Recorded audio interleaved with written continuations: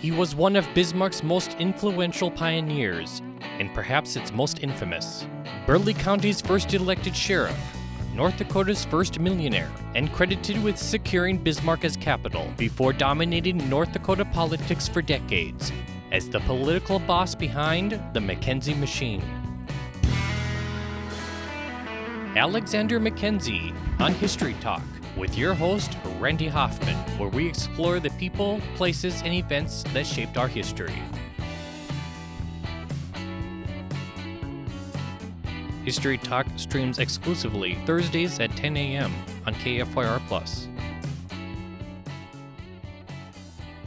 Little is known about Mackenzie's early life, with details on his early life in dispute. It is generally accepted that Alexander McKenzie was born on April 3, 1850, in Ontario, Canada, although some sources say he was born in 1851. It is said that he quit school at only 11 years old to seek his fortune. At some point, McKenzie resided in New York, where he worked as an elevator operator. While employed in this position, McKenzie sustained life-lingering injuries when the elevator plummeted 8 or 9 stories. According to most accounts, McKenzie arrived in Dakota Territory in 1866 at the age of 16, making him one of the first permanent European settlers in the region that became Bismarck. He later became a scout for General Custer and dabbled in several industries, including the railroad, where he secured important connections to eventually become an influential agent for Northern Pacific Railway. The Burleigh County Commission appointed Alexander McKenzie as sheriff on December 24, 1874. He replaced the previously appointed sheriff, Charlie McCarthy, who drowned after falling into an air hole in the river, along with Deputy Clint Miller. In the county's first public election, residents elected McKenzie to continue in the role as the first elected sheriff, re-electing him 5 additional times. He was also a deputy U.S. Marshal. McKenzie was illiterate when he first became sheriff, but his menacing size aided him in maintaining law and order in the otherwise lawless county. George Perry Flannery, a friend of McKenzie, taught him how to read and write. As a lawyer for Northern Pacific Railway, Flannery introduced the connections that allowed McKenzie to gain credibility within Northern Pacific, later acting as its agent representing company interests. If it weren't for Flannery, McKenzie may never have achieved the great success he does. Both men were critical in securing Bismarck as capital of Dakota Territory in 1883, and they remained lifelong friends. They were both original stockholders of Bismarck National Bank when it formed in 1882, which evolved into today's BNC National Bank, and they partnered in many investments and business ventures together. Flannery would become executor of McKenzie's estate upon McKenzie's passing. By the 1880s, McKenzie was building an empire. He acquired numerous real estate investments and established the city's first public water utility. His privately owned waterworks pumped unfiltered river water through a system of pipes. It remained privately owned until McKenzie's passing in 1923. Originally a Democrat, McKenzie was cognizant of the Republican stronghold in Dakota Territory, so he switched parties in 1882. Consequently, McKenzie served as the state's Republican National Committeeman for 2 decades. In 1883, he was elected to the Capital Commission, who was tasked by law to select a new capital for Dakota Territory. It was here that McKenzie first made his mark on history and proved his worth as an effective political influencer. Acting under Northern Pacific's guidance, it was McKenzie who procured enough votes for Bismarck to become capital, convincing Alexander Hughes to cast the deciding vote. Engineering the surprising capital acquisition for Bismarck powered McKenzie's political clout. For years, the McKenzie Machine dictated politics in the region. Although he himself never held political office, McKenzie leveraged his stature to decide who represented his party and indirectly coerced decrees in his favor, sometimes even from his opponents. As an agent for the Northern Pacific, with investments in multiple industries inside and outside the state, McKenzie favored big business, which influenced the creation of the competing nonpartisan league, ironically later housed at the hotel once bearing his name. In 1899, McKenzie's investments turned to the gold mines of Alaska. He also owned gold mines in Arizona and British Columbia. McKenzie was arrested in 1901 for fraud and contempt of court, alleging he illegally influenced a court decision to award Alaskan gold mine rights to him. When the Ninth Circuit Court of Appeals in San Francisco ordered the mines back, McKenzie refused. He served 3 months in prison before being pardoned by President McKinley. It was around this time that McKenzie's political stronghold started unraveling. In 1906, Democrats took the state's top office as voters elected John Burke governor against incumbent Republican Elmore Sarles with a 4,000-vote majority. Sarles did win majority for both Burleigh and Morton counties, where McKenzie's influence was most prevalent, but it wasn't enough support to win the entirety of the state. The Democratic win signaled the crumbling of McKenzie's Republican-backed political machine that had dominated politics since before North Dakota was even a state. The 1908 election, 2 years later, killed off what was left of McKenzie's machine. That year, McKenzie vacated his Republican National Committeeman position. The progressive movement was taking root, and the socialist-leaning Farmers' Non-Partisan League branch of the Republicans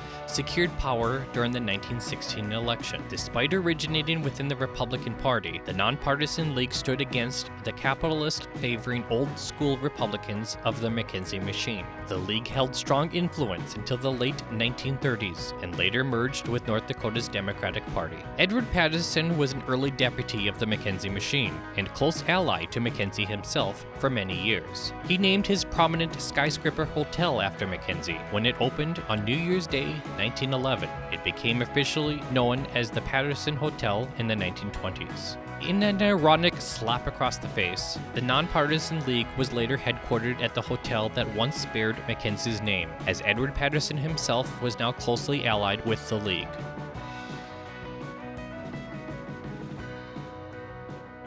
Ousted from political dominance, McKenzie permanently relocated to St. Paul, where he died on June 22, 1922, reportedly 2 days after learning of the death of his wife, who had passed roughly 1 month prior. McKenzie received a state funeral with honor guards at the North Dakota State Capitol and was interned at St. Mary's Cemetery. McKenzie is both a celebrated and controversial figure. While he achieved many successes both politically and personally, and was widely respected during Bismarck's pioneering days, his fall from grace beginning in the early 1900s cast a big shadow on his overall legacy, particularly in the years immediately following his death. His grave remained unmarked until a group of local pioneers dedicated a granite marker in 1938. The fact that his grave remained unmarked for 16 years speaks volume to his reputation upon death. No streets or subdivisions in Bismarck bear McKenzie's name. McKenzie County and the cities of Alexander and McKenzie, all in North Dakota, were named for him, however. Despite that the McKenzie Hotel was renamed the Patterson Hotel, the re-exposed original McKenzie nameplates on the building prominently remind us of Mackenzie's significance. Today, Alexander McKenzie is remembered as a pioneer and icon. His biggest impact was arguably securing Bismarck as capital. Outside of his noted political successes, McKenzie is considered North Dakota's first millionaire, or at least the first self-earned millionaire. McKenzie established Bismarck's first waterworks, which he owned until his death, and was once director of both First National and Capital National banks in Bismarck. He was also once North Dakota's largest private landholder and held numerous investments. In 1909 alone, McKenzie reportedly earned more than $1 million upon selling 300,000 acres of land. Despite his turbulent final years, McKenzie's estate at the time of his death was valued at $500,000. McKenzie established a national celebrity status from a 1906 novel called The Spoilers, which was a fictionalized account based on McKenzie's attempted takeover of the Alaskan gold mines. The novel was a bestseller when published and made into 5 films, including one in 1942 featuring John Wayne. McKenzie had a total of 6 children from 2 different marriages, although he successfully kept his second wife and their children hidden from even his closest friends and family for more than 30 years. His first and only public marriage was to Mary Ellen Hare in 1877, with whom he had 3 children. At age 8, their son, John Alexander, died of diphtheria. The 2 divorced 4 years later, in 1887, at which time McKenzie bought a house in St. Paul for his recently separated wife and their 2 daughters to reside in. McKenzie married again in 1890 to Eva, some sources say Elva, Stewart, a Bismarck schoolteacher. For reasons unknown, he kept his second marriage secret from everyone. even his closest friends and family. In 1893, the couple had their first child, a daughter. The following month, McKenzie established an apartment in New York for Eva and the newly born daughter to reside in. 2 more children, both boys, were born to the Mackenzies over the next couple years. His second marriage and the couple's children were not discovered by the public until Mackenzie's passing in June 1922, only a couple months after the passing of Eva. The discovery was made during the execution of Mackenzie's estate by George Flannery. That was a look at the infamous political boss Alexander Mackenzie. I invite you to check out my 2 Bismarck history books. They are available to purchase on Amazon and select local bookstores. Copies are also available at the Bismarck Public Library. Visit bismarckbook.com for more information. Next, we'll take a look at the history of local movie theaters. Is there a topic you'd like to be featured? Email historytalk@kfyrtv.com. Be sure to catch History Talk every Thursday live at 10 a.m. on KFYR+.